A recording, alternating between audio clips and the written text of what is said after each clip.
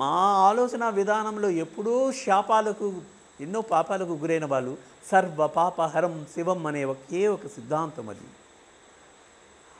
ఆ తత్వాన్ని బేస్ చేసుకొని ఈశ్వరునికి కూడా నువ్వే అనుగ్రహించవచ్చని, నీ పక్క నుండే ఈశ్వరుడు కష్టపడుతున్నాడని నువ్వెంతో ప్రియంగా వాళ్ళ కోసం నీ యొక్క ఆత్మ జ్ఞానాన్ని నువ్వు అనుగ్రహాత్మకం చేస్తే వాళ్ళు ఎంతో ఆనందపడతారు. ఈశ్వరునికే మనం ఇస్తున్నామనే భావన మీరు తెచ్చుకోండి, ఆ ఈశ్వరత్వాన్ని అందిపుచ్చుకోండి.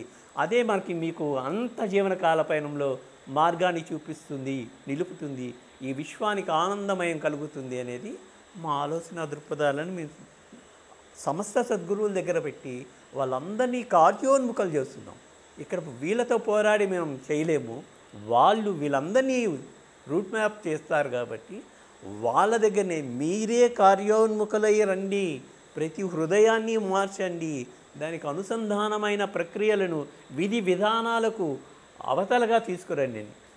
మంత్రం దైవం మంత్రాధీనం, తత్మంత్రం గురువాధీనం, తద్గురు శిష్య ప్రియాధీనం.